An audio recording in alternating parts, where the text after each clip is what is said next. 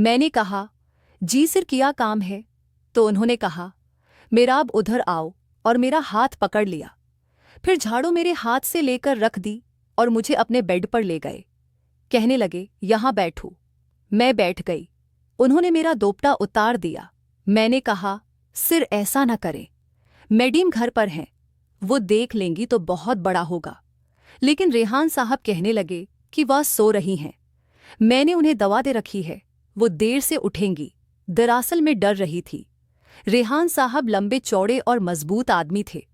ये सोचकर मैं वाकई खौफजदा थी, और मैं सिर्फ 18 साल की थी, जबकि रेहान 23 साल के थे। इसलिए मैं बहुत घबराई हुई थी।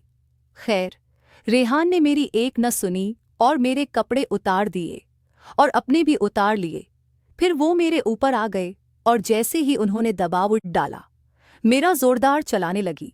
रेहान ने मेरा मन्ना दबा लिया और अपना काम जारी रखा।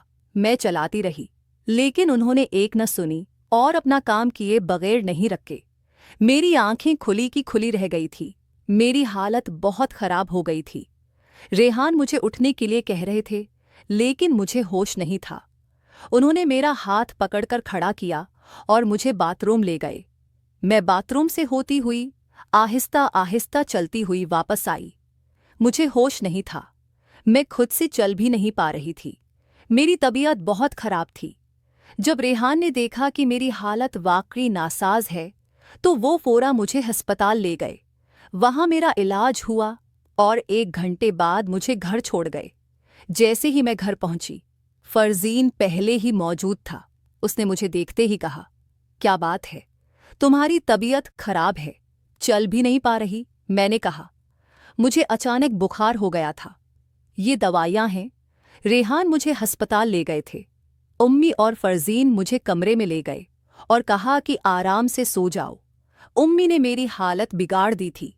जो डर था वही हुआ। मुझे लग रहा था कि वो मेरे साथ कुछ बुरा करेंगे, और उन्होंने वही किया।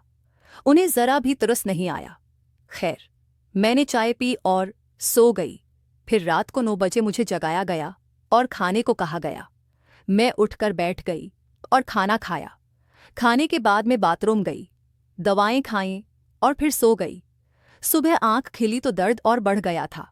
मैंने नाश्ता किया और फिर दवाएं ले। अम्मी ने कहा, आज तुम काम पर मत जाओ, फरजीन को भेजती हैं। फरजीन ने कहा, हाँ, मैं अपना काम करके चली जाती हूँ। फरजीन ने जल्दी से अपना काम किया और फिर रेहान के घर काम करने चली गई।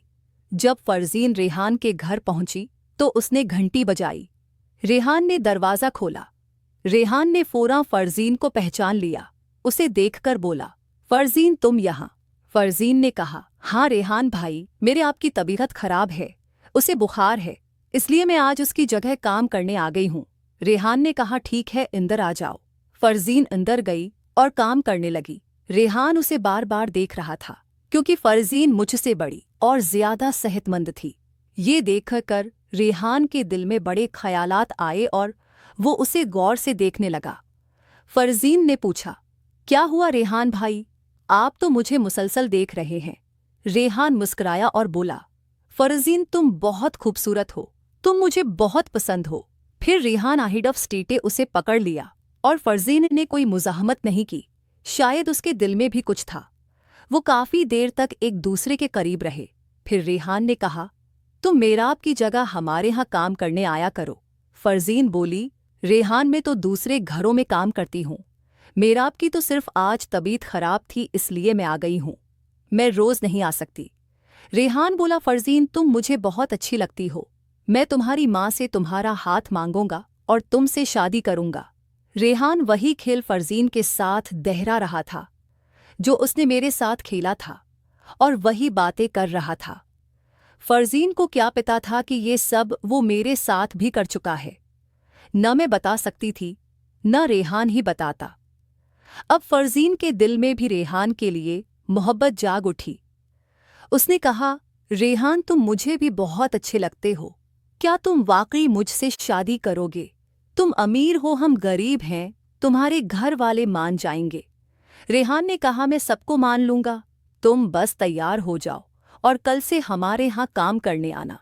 फरजीन बोली, देखती हूँ, अगर कल मेरब की तबीयत ठीक न हुई तो मैं फिर भी आ जाऊंगी। रेहान ने फरजीन के गाल पर हल्का सा थपड़ी दिया और कहा, यार तुम बहुत अच्छी लगती हो।